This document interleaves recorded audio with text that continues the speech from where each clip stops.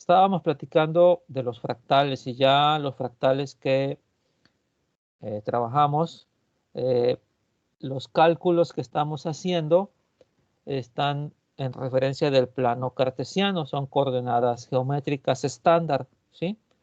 Pero la potencialidad que tienen los fractales está en el mundo de los complejos.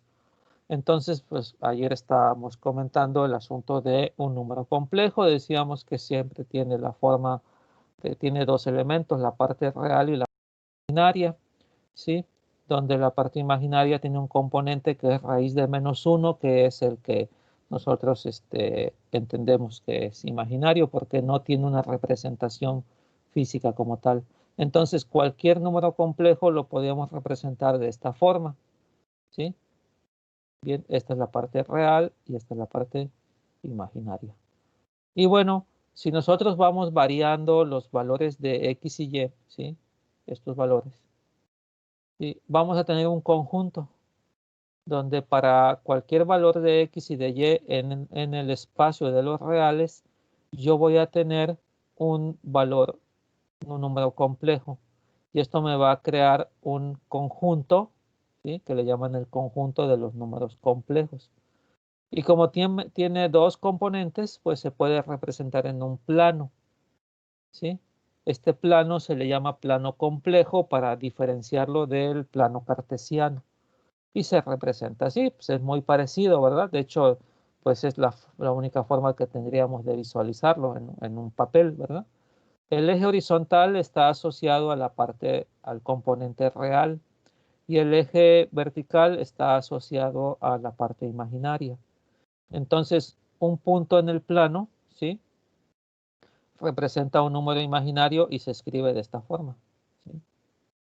Bien, este número imaginario tiene varias propiedades y una de ellas es su módulo, ¿sí? Su módulo, que sería pues propiamente la distancia que hay del origen del plano complejo a el número complejo. Ese módulo normalmente le llaman R, ¿sí? Entonces, el módulo, que también le pueden decir la magnitud, ¿sí? De un complejo, pues es un cálculo normal de trigonometría, ¿verdad? Porque pues esto, si vemos, esta componente es la componente horizontal, es X y esta sería Y. Entonces está formando un triángulo rectángulo. Entonces, si conocemos X y conocemos Y, podemos calcular R, o sea, el módulo, ¿sí? Utilizando el teorema de Pitágoras. Aquí está, ¿sí? Entonces, esto es importante. Pero adicionalmente, nosotros también debemos considerar que podemos hacer operaciones con complejos, porque a final de cuentas representan puntos. Yo los puedo combinar, ¿sí? Vamos a ver, como este es un plano, nosotros podríamos decir que cada número complejo está asociado a un vector, ¿verdad? Que tiene una dirección, una magnitud y tiene un sentido, ¿sí? Entonces los vectores yo los puedo sumar, los puedo escalar, los puedo dividir, etcétera, ¿sí?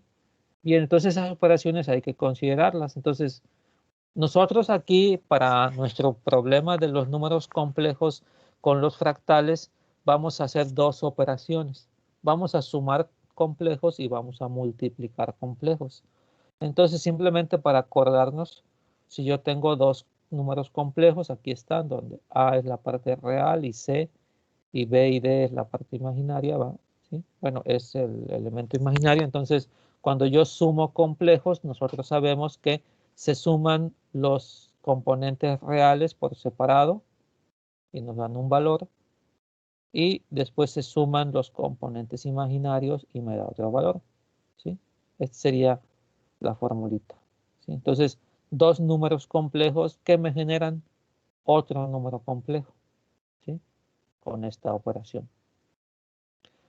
Ahora, yo también puedo multiplicar dos números complejos. Aquí están, ¿verdad?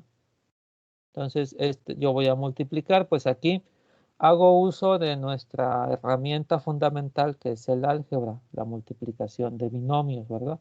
Entonces yo sé que estos son dos binomios, ¿sí? Y que yo puedo, esto significa que si aquí está sumando el primer elemento, yo lo voy a multiplicar por todos los elementos del segundo factor, aquí está, más, porque aquí está el más, el segundo elemento por los elementos del segundo término, aquí están, ¿verdad? Ok, ya he hecho el primer paso. Pues el siguiente paso es multiplicar estos elementos. Los voy a multiplicar A, que es la parte real, con el segundo término, y me quedaría así, AC por más A por D, I, ¿verdad? Y luego voy a hacer lo mismo con el segundo, con la parte imaginaria. B y de C, pues ya sé que B y C representan valores numéricos, ¿verdad? Entonces los multiplico. Y EI, pues se representa raíz de menos 1, lo dejo indicado. ¿Sí? Más, ¿verdad? Porque aquí es más y más. ¿Sí? Más por más da más.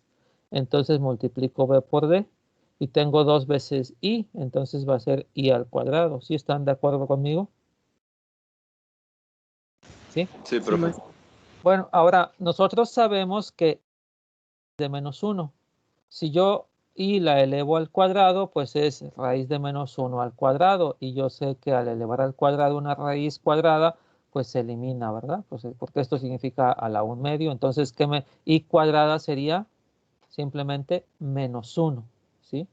I cuadrada es menos 1. Entonces, como esto está multiplicado por menos 1, ¿qué pasa con el signo? Simplemente cambia de signo y ya no existe la I al cuadrado, porque la I al cuadrado es menos 1. Bien, entonces aquí observamos algo, miren, que yo tengo 4 términos. El primero no tiene I, ni el último. Entonces estos los agrupo, aquí están, ¿sí? AC menos BD. Y el segundo y tercero tienen el término imaginario, entonces pues lo agrupo, ¿sí? De tal suerte que cuando yo multiplico dos complejos, ¿qué me resulta? Otro complejo, ¿verdad? Que tiene la parte real y la parte imaginaria. ¿Sí? ¿Están de acuerdo? Es algo que ustedes vieron en algún momento en sus cursos. Esto lo vamos a estar usando nosotros aquí. Bien, hasta ahí. Sería como que el antecedente que necesitamos para esto. ¿Estamos de acuerdo? Sí.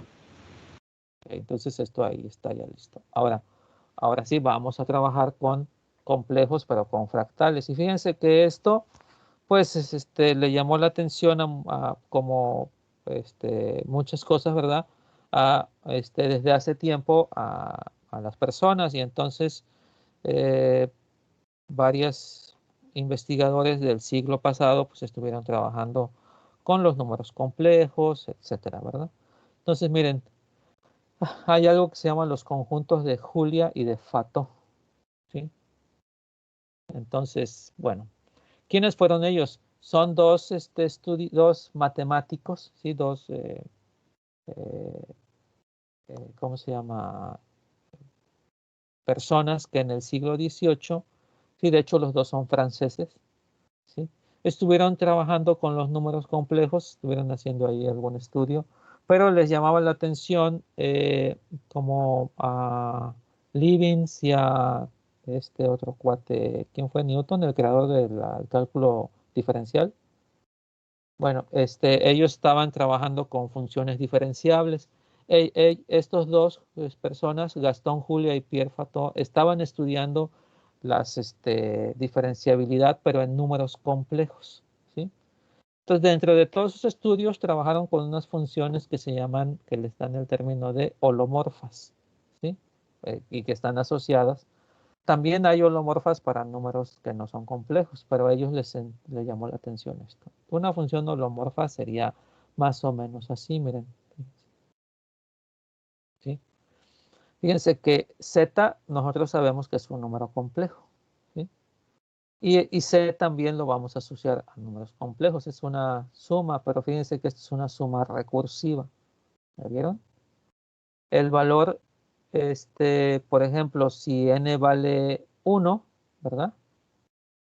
N menos 1 sería 0 y n sería 1. Entonces z en 1 va a ser igual a z en 0 al cuadrado más otro complejo, ¿sí?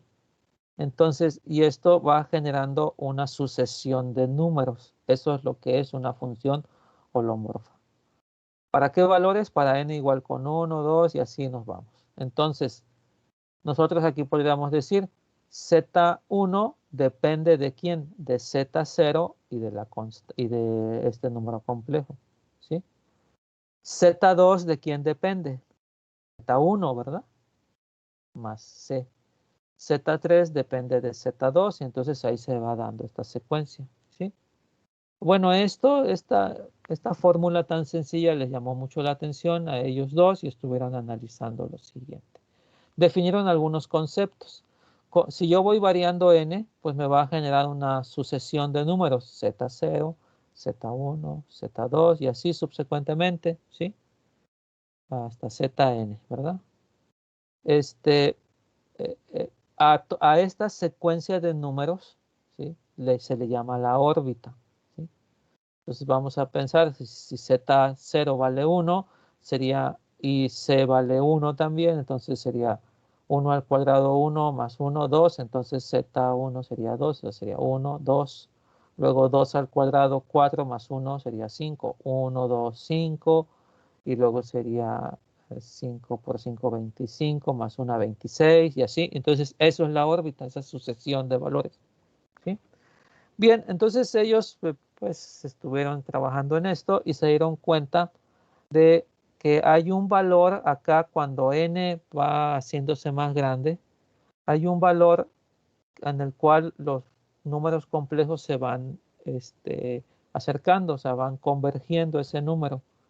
A ese valor ellos le llamaron el atractor, ¿sí? O sea, el atractor de Z0 es un valor donde la sucesión ya no cambia, o sea, ya va 8, 10, 9 y en algún momento se queda en, por ejemplo, 100, 100, 100 y ahí termina, ¿no? Entonces a eso le llaman el atractor.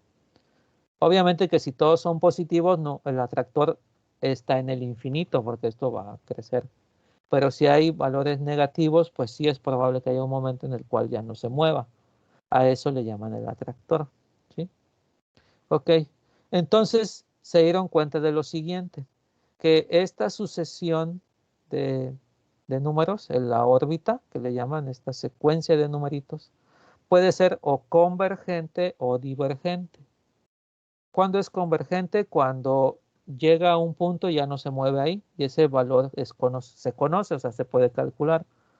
Pero si hay un momento en el cual sigo en la sucesión creando valores y estos valores no van cambiando, van aumentando o van disminuyendo, se dice que el atractor está en el infinito, nunca va a terminar la serie. A esa órbita se le llama divergente, ¿sí? Entonces ya haciendo este análisis, estos dos señores, ¿sí? Por separado, cada quien eran tiempos más o menos parecidos en las mismas fechas, pero de manera independiente.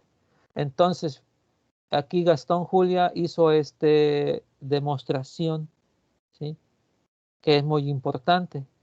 Él dijo, ¿cómo sé si una órbita, si esta sucesión de números se va al infinito, o sea, nunca termina? En lugar de estar haciendo cálculos y asumirlo, él encontró que si yo calculo el módulo de un número, por ejemplo, de este número, ¿sí? Y si ese módulo es mayor a 2, entonces ese es un síntoma de que la órbita es divergente, de que se va al infinito. Entonces, pues calcula cada n y antes de la siguiente le saca su módulo. Si el módulo es mayor a 2, deja de calcular, aplicar la fórmula y dice, la órbita es divergente. Pero si esto no se cumple, debe haber un punto donde se encuentre el atractor y la órbita es convergente, ¿sí? Esto lo demostró Julia. Bien, y entonces, ¿qué hizo? Acuérdense que ellos estaban trabajando con números complejos, ¿sí? Entonces, pues empezó a probar y en un papel, ¿sí? Dijo, vamos a empezar de menos 2 en real y menos 2 en imaginario, ¿verdad? Entonces, empezó a checar todos los puntos y a calcular su órbita, ¿sí? Y le generó algo parecido a esto. Y entonces, todos los puntos, ¿sí? que están aquí pintados de blanco, o sea que no se ven, ¿sí? Pero antes de esto, acuérdense que la función, la función holomorfa, va a empezar con un z original, ¿verdad? ¿Sí? Necesitamos un número complejo inicial, el z0, pero necesitamos otro número complejo, necesitamos c, ¿sí? Y bueno, yo podría poner cualquier valor aquí, podría poner 5 más 2i, por ejemplo, ¿no? Y digo, bueno, para ese c, 5 más 2i, pues voy a checar para z0 en esta esquina, z0 en esta esquina, y así voy calculando todas las órbitas, ¿sí? Entonces dice Julia, para un número complejo C que es constante, ¿no? Que yo lo defino previamente, todos los puntos z0 en el plano complejo, o sea, todos los puntos aquí, ¿sí? Cuya órbita es divergente, que se cumple esta condición, a esos puntos se les llama el conjunto de Julia, ¿sí? Entonces, ¿qué hizo Julia? Primero tomó un valor, dijo, voy a ocupar esta C. Puso su valor. Y luego empezó a checar todos los puntos del plano. Bueno, tuvo que ponerle unos límites, ¿verdad? Y si a cada punto, ¿sí? La órbita era divergente, ese punto lo metía a su conjunto, ¿sí? Y si lo pintamos, se vería así. Todo lo que está de blanco son los puntos cuya órbita es divergente. Y lo que está de negro son con órbita convergente, ¿sí? Bueno, a este conjunto de adentro se le llama conjunto de Fato. Es lo mismo, nada más que son los puntos que son convergentes y los puntos del conjunto de Julia son divergentes. Entonces nosotros podríamos verlo así. El conjunto de Julia es lo que está aquí afuera, ¿sí? Y el conjunto de Fato es este de adentro, ¿sí? Esto simplemente lo creó utilizando esta fórmula, ¿sí? Y checando si es divergente o no. Eso fue lo único que hizo, ¿sí? Bueno, entonces, ¿qué pasa? Pues hay algo que se llama en la actualidad fractal de Julia, ¿sí? Entonces, para construir un fractal de Julia, primero necesitamos definir un número complejo, C. Necesitamos inicialmente ese valor. Y después ir iterando, cambiando Z0 con los valores del plano complejo. Es decir, Z0, que es X más Y, X va a ir de un mínimo a un máximo y Y va a ir de un mínimo a un máximo, ¿verdad? Ok, entonces vamos a ver. Si yo tengo esta imagen aquí, ¿sí? Este sería los límites, este sería el mínimo real, ¿verdad? Este es el eje de los reales, recuerden. Entonces voy a empezar de un mínimo, ¿sí? Hasta un máximo, hasta ahí voy a checar para los números reales. Y para la parte imaginaria también voy a tener un mínimo y un máximo. Entonces yo voy a analizar todos los puntos del plano complejo que están aquí adentro, ¿sí? Entonces, eh, podríamos empezar aquí. Este sería mi primer Z0. Si nosotros analizamos aquí, X es min R, ¿verdad? Y Y es min I, ¿sí? Entonces Z0 sería este valor. ¿Sí están de acuerdo conmigo aquí? Sí, profe. ¿Sí? Sí. Entonces, ahora, otro Z0 podría ser este, ¿sí? Este Z0, aquí el valor real es max R, ¿verdad? Y el valor imaginario es max I, ¿sí? Sería otro punto. Otro punto sería este, miren. Aquí fíjense que sería max R nada más porque ¿qué pasa con la componente de imaginaria? Estamos en la línea, entonces vale 0, ¿verdad? ¿Sí? Entonces cada punto que hay aquí adentro lo vamos a tomar como Z0. Entonces vamos a decirlo así. Primero todos estos valores, luego los siguientes de abajo, todos les vamos a aplicar la fórmula, ¿sí? Que tenemos originalmente de Zn es igual a Zn menos 1 al cuadrado más C, ¿sí? Pero necesitamos el valor de C. Y fíjense qué pasa. Por ejemplo, Julia probó con este C. Este es un número complejo, ¿sí? estableció este número complejo C, este es fijo, ¿sí? Y entonces empezó a iterar en esa zona del mínimo real al máximo real y del mínimo imaginario al mínimo real, y entonces dijo, los puntos que son divergentes los pinto de blanco y los puntos que son convergentes los pinto de negro, y entonces le salió esto, ¿sí? ¿Ok?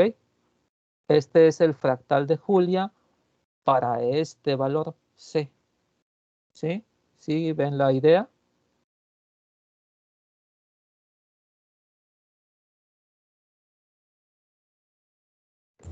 Sí, profe. Profe. O sea que evaluando en cada punto debía de también sacar su magnitud para saber de qué color iba a pintar. Exactamente, si para cada puntito del plano, o sea, por ejemplo, vamos a pensar que de aquí a aquí son 800 píxeles y aquí son 600, pues para cada píxel, ¿verdad? ¿Sí? Pero aquí el detalle es que cada píxel representa un número complejo, entonces cada puntito, cada píxel es un número complejo. Para cada número complejo le aplicó la fórmula, fue haciendo Z0 es el punto, luego calculó Z1, le calculó el módulo. Si el módulo era mayor a 2, pues lo pinta de blanco. Si no, siguió iterando, ¿sí? Y no se cumplió la condición, lo pinta de negro. Entonces, eso fue lo que le salió. Esto. Entonces, este es el fractal de Julia con este valor, ¿sí? Entonces, ¿qué necesitamos nosotros para hacer esto? Necesitamos definir los límites de qué cosa es lo que voy a evaluar del plano. No voy a ir de infinito, de menos infinito a más infinito, sino voy a establecer límites. Mínimo real, mínimo imaginario, máximo imaginario. Y de ahí voy a aplicar para cada punto la formulita, la función holomorfa, ¿sí? Y como bien nos comentas, le calculo el módulo, si es mayor a 2 lo pinto de blanco y si no, lo pinto de negro, ¿sí? Pero esta función es iterativa, entonces yo tengo que hacer varias, en cada punto tengo que hacer varias, sacar varias valores hasta que digo, o sea, hasta aquí ya no se hizo divergente, entonces es convergente, ¿sí? ¿Están de acuerdo? Esto es, bueno, creo que sí están de acuerdo. Bueno, voy a asumir que están de acuerdo conmigo. Sí, maestro. ¿Sí? Ok. Vamos a cambiar C. Miren. Vamos a poner ahora este C. Es diferente este C, ¿verdad? Allá no es negativo aquí. Entonces probamos con este. ¿Y qué pasa? Se genera este fractal. Simplemente con cambiar C. En este caso, C Ah, es la constante que estaba en nuestra fórmula de Z. exactamente, que decía Z de n es igual a Z de n menos 1 al cuadrado más C. Esta es la C. Esta es fija. Esa no la cambiamos. En este caso, Z, ¿qué valor tomó? Bueno, todos los puntos del plano, o sea, Z0 empezó aquí, calculamos, es divergente, lo pinto de blanco, luego tengo que irme al siguiente punto, calculo si es divergente o no, y así entonces Z0 fue variando, de acuerdo a lo que ahorita comentamos aquí, mira, aquí está, mira. Z0 se itera cambiando la Z0 con los valores del plano complejo, desde min R a X del Z0, ¿verdad? Va desde min R hasta max R. Y Y de min I a max I. Entonces, Z, vamos a decir Z0, vamos a empezar aquí y vamos luego, el siguiente punto también va a ser Z0 y así nos vamos todos. Luego en la siguiente, hasta que terminamos todos. ¿Sí? ¿Están de acuerdo? Sí, maestro. Entonces, estos serían los ejemplos. ¿Sí? Ahí tengo otro para este valor del número complejo C, que es diferente a este y al anterior, me da este fractal, ¿sí? ¿Ok? Eso es lo que hicieron ellos, ¿sí? Muy bien. Hasta aquí, pues, entonces, ¿cómo podría yo hacer un programa que hiciera esto? Bueno, pues entonces tengo que hacer un programa donde yo le pase C, ¿verdad? ¿Sí? También necesito saber los límites, ¿sí? ¿Sí? Díganme. No, se activó por error mi micrófono. Ah, ok. Entonces, si yo quiero hacer un programa, yo tengo que pasarle C y tengo que establecer los límites, el mínimo y el máximo. Y tengo que hacer 2 ciclos, uno para las X y otro para las Y. O sea, ciclos anidados, y para cada punto calculo la función, voy checando hasta que Z, el módulo sea mayor a 2. Si se cumple esa condición, pinto de blanco. Si no se cumple la condición, pinto de negro, y así para todos los puntos, para todos los puntos. Y básicamente es iterativo esto. Bien. Ahí está, esa es la primera. Ahora, nosotros, para que esto se vea un poco mejor, fíjense, aquí está, volvemos al ejemplo original, ¿verdad? De este, ¿sí? Vamos a checar a los puntos que se vuelven divergentes, estos que están pintados de blanco, ¿sí? Bueno, pues nosotros, como podemos crear colores, ¿sí? Para cada punto que es divergente, que está pintado de blanco, le vamos a pintar, en lugar del blanco, le vamos a pintar un color en función de n, es decir, en el momento en el que se cumple esta condición. Cuando se cumple esta condición, n vale algo, porque acuérdense que va Z0, Z1, Z2, Z3, hasta n, ¿verdad? ¿Sí? Cuando en el momento en el cual se cumpla esta condición, ya sé que es divergente, ¿verdad? Y yo sé cuánto vale n. Entonces, en función a n, yo le puedo cambiar el color al punto blanco. Y al hacer eso, se vería algo así. ¿Sí? Bueno, aquí los que estaban pintados de negro los pinté de rojo, ¿verdad? Y los que se salen, los que están en el conjunto de Julia, les voy variando el color, ¿sí? En función a n. Si se sale prematuramente, pues son más oscuros. Pero si se sale con muchas iteraciones, se vuelve más claro. Y miren, se ven ciertos niveles, ¿ya vieron? Y eso es por eso se ven tan bonitos los fractales, precisamente por esta condición. ¿Sí? ¿Están de acuerdo conmigo? ¿Podría volver a explicar el por qué se vuelven más claros? Ah, ok, porque acuérdate, creo que aquí me faltó poner algo. Vamos a ver, en un segundo. Nosotros tenemos la fórmula que dice Zn, ¿verdad? Lo voy a poner así entre paréntesis. Es igual a Z de n menos 1, ¿verdad? Al cuadrado, ¿sí? Más C. Esa es la fórmula, ¿verdad? Entonces, yo voy a empezar con Z0, ¿sí? Z0, ¿sí? Le voy a aplicar la fórmula aquí, n vale 1. Entonces es Z1 es igual a Z0 al cuadrado más C, ¿verdad? Le saco el módulo a Z1, ¿sí? A Z1 le saco el módulo, ¿verdad? Eso es lo que hago. Y le pregunto, ¿es mayor a 2? Me dice, no. Entonces ahora n vale 2. Entonces Z2 es igual a Z1, Z1 al cuadrado más C, ¿verdad? Le saco el módulo. Z2 es mayor a 2, me dice C. Y entonces, ¿aquí qué digo? Es divergente, ¿va? Entonces yo lo pintaría originalmente de blanco.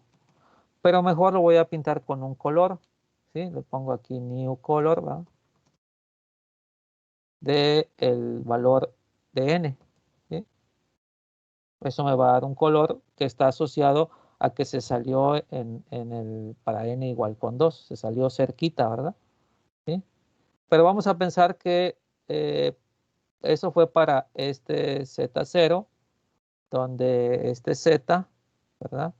Era Z era igual a menos 5 menos 5i, ¿verdad? Entonces, para este numerito, para este Z0, se salió y entonces lo pinto, ya no lo pinto de blanco, lo pinto de este color, ¿sí? Ahora vamos a pensar el siguiente Z0. Si nosotros lo estamos haciendo iterativo esto, pues sería menos 5 menos 4i, ¿verdad? Es el siguiente píxel, ¿sí? Entonces haría el mismo cálculo para 1, hago para n igual con 1, hago Z1 es igual a Z0 y más C, hago, ¿sí? Y entonces aquí le calculo el módulo, me dice para este Z0, que aquí ya lo cambié, ¿verdad? Ya no es este ya se salió en n igual con 2 y ya terminé y lo pinto de este color. Ahora voy al siguiente punto, que es este, si se dan cuenta, ¿verdad? Hago lo mismo y aquí me dice no, no se sale, entonces sigo buscando. Le vamos a pensar que aquí en n igual con 10, Z10 es igual a Z9, ¿verdad? Al cuadrado más C. Y entonces si aquí yo le aplico el módulo a este Z10, ¿verdad? ¿Sí?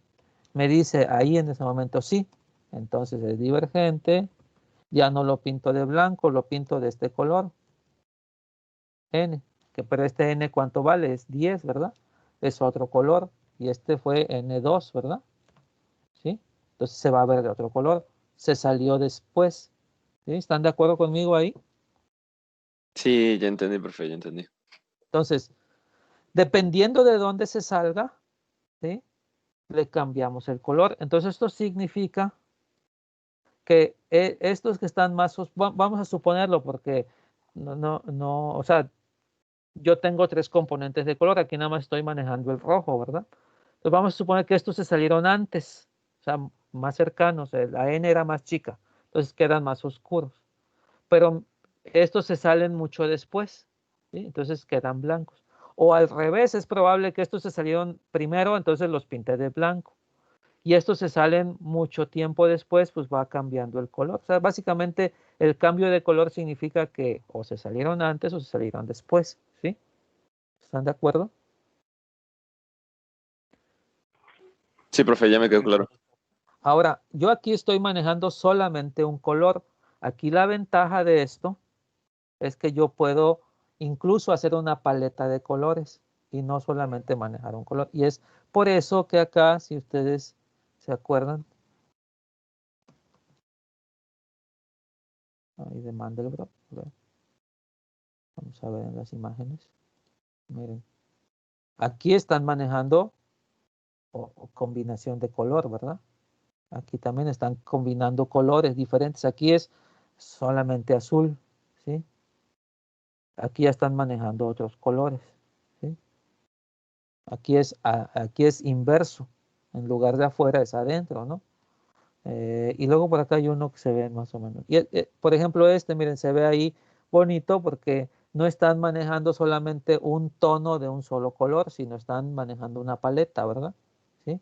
Y esto lo que nos indica es que colores diferentes se volvió divergente en un N diferente, ¿sí? ¿Están de acuerdo conmigo?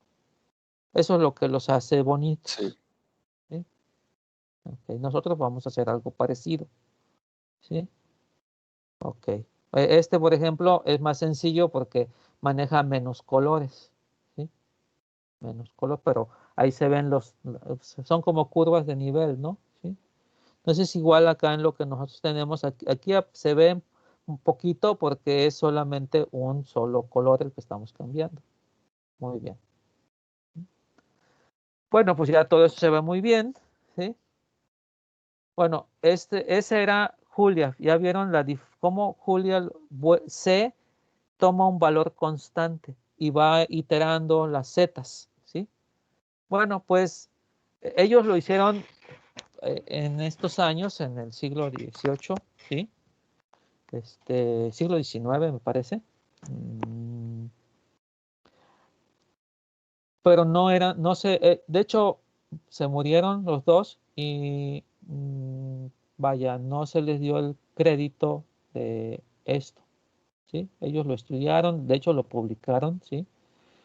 Sino hasta que Mandelbrot en 1970 y algo, sí, creo, no me acuerdo bien, por ahí se los comenté en un momento, retomó el tema. Y de hecho Mandelbrot fue el que le puso el nombre de fractal. ¿Se acuerdan que vimos el video, no? ¿Sí? De Mandelbrot. Sí. ¿Sí? Entonces, a partir de él se llaman fractales, pero él, fíjense que hizo algo un poquito diferente. Dijo, bueno, miren, vamos a construir un fractal y Z0 siempre va a empezar en 0, ya no va a empezar en un punto del plano, siempre lo empezó en 0.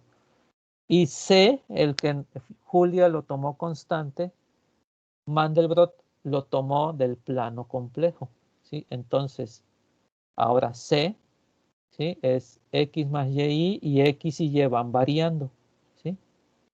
Entonces, para el Mandelbrot, que es el fractal de Mandelbrot, ¿sí? Igual él dijo, tengo un mínimo real, un máximo real, un mínimo imaginario, un máximo imaginario, ¿sí? Este va a ser mi primer C, ¿sí? Y aquí voy a empezar con Z0 igual con 0 y hace la misma operación, va iterando Z1, Zn es igual a Zn menos 1 al cuadrado más C y así. Y luego en la siguiente iteración C es aquí y C, el que va cambiando es C, ¿sí? Este sería otro C y este sería otro C. ¿Sí? ¿Ven la diferencia? Julia, C es constante y en Mandelbrot C es variable. ¿Sí? Y entonces al hacer eso, se generan estos fractales. Este es el fractal de Mandelbrot, ahí se ven los niveles, igual utilizando la misma situación de cuando sea divergente, tomo el valor de n y le cambio el color, ¿sí? ¿Okay? Bien, ahora nosotros podemos, si nosotros en lugar de poner un mínimo real y un máximo real de esta magnitud, si yo lo hago más pequeño, yo haría como un zoom, ¿verdad? ¿Sí? Entonces, si yo aquí me acerco, se vería así. Ya se ven con más detalle, ¿verdad? El cambio de nivel. Y yo, el zoom, yo no estoy limitado a que sea en este lado. Yo podría hacer un zoom aquí, miren. ¿Sí? Y entonces, si yo esto me acerco, lo vería así, miren. Ahí se ve más claro el cambio de nivel. ¿Sí? Esto es lo que nosotros vamos a programar.